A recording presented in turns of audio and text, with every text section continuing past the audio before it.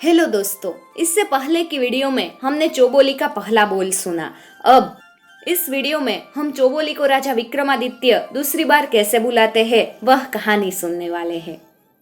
लेकिन एक खास बात दोस्तों, अगर आपने कहानी का पहला भाग नहीं देखा तो सबसे पहले वह भाग देख ले, ताकि आपको यह कहानी सुनने में ज्यादा मजा आए। उस वीडियो की लिंक मैंने डिस्क्रिप्शन बॉक्स में डाल दी है। राजा विक्रमादित्य ने कक्ष में रखे पानी के मटके को बतलाया कि हे मटके, एक प्रहर तो पलंग ने काट दी, अभी भी रात के 3 प्रहर बचे हैं। तू भी कोई बात बता ताकि कुछ तो समय कटे। मटका बोलते गया, राजा हुकार देता गया। मटके ने कहा, एक समय की बात है, एक राजा का बेटा और एक साहूकार का बेटा बचपन से ही बड़े अच्छे मित्र थे। साथ रहते, साथ खेलते, साथ खाते पीते।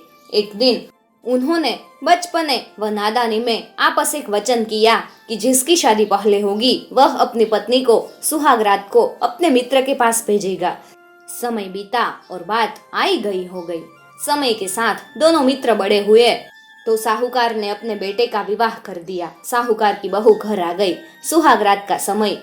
बहू तो रमझम करती 16 श्रृंगार किए अपने शयन कक्ष में घुसी। आगे देखा तो साहूकार का बेटा, उसका पति, मुंह लटकाए उदास बैठा था।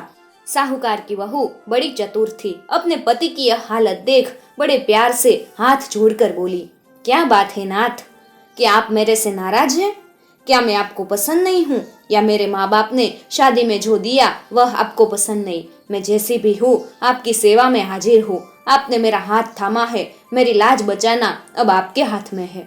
साहूकार का बेटा बोला, ऐसी बात नहीं है, मैं धर्म संकट में फंस गया हूँ। बचपन में नादानी के चलते अपने मित्र राजा के कुंवर से एक वचन लिया था, जिसे न निभा सकता न तोड़ सकता। अब क्या करूँ समझ नहीं आ रहा, और न ही वचन के बारे में बताना आ रहा।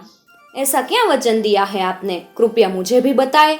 यदि आपने कोई वचन दिया है तो उसे पूरा भी करेंगे, मैं भी आपका इसमें साथ दूंगी। साहूकार पुत्र ने अपनी पत्नी को न चाहते हुए भी बचपन में किए गए वचन की कहानी सुनाई। पत्नी बोली, हे नाथ, चिंता ना करें, मुझे आज्ञा दीजिए, मैं आपका वचन भी निभा लूंगी और अपना धर्म भी बचा लूंगी। ऐसा कह पति से आज्ञा लेकर साहूकार की पत्नी 16 श्रृंगार किए कुंवर की महल की ओर चल पड़ी। रास्ते में उसे चोर मिले। उन्होंने गहनों से लदी साहूकार पत्नी को लूटने के इरादे से रोक लिया। साहूकारनी चोरों से बोली, अभी मुझे छोड़ दीजिए, मैं एक जरूरी कार्य से जा रही हूँ। वापस आकर सारे गहने जेवरात उतार कर आपको दे दूंगी, ये मेरा वादा है, पर अभी मुझे मत रोकिए, जाने दीजिए।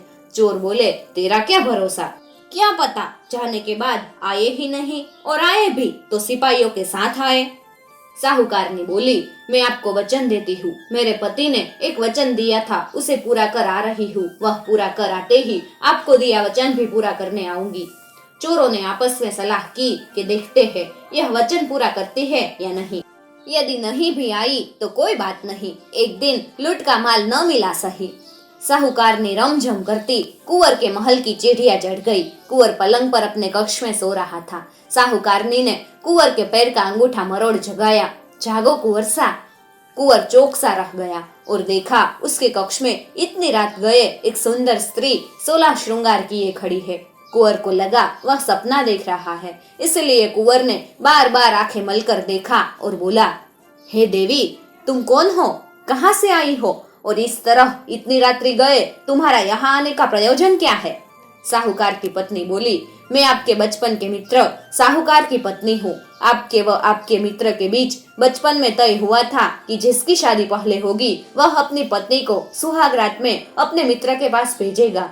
सो उसी वचन को निभाने हेतु आपके मित्र ने आज मुझे सुहाग रात्रि के समय आपके पास भेजा है।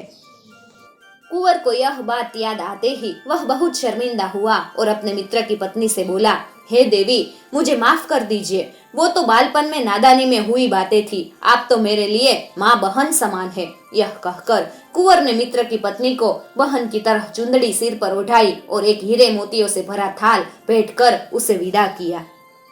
साहूकारनी वापस आई। जो रास्ते में ही खड़े उसका इंतजार कर रहे थे, उसे देख आपस में चर्चा करने लगे, ए औरत है तो जबान की पक्की।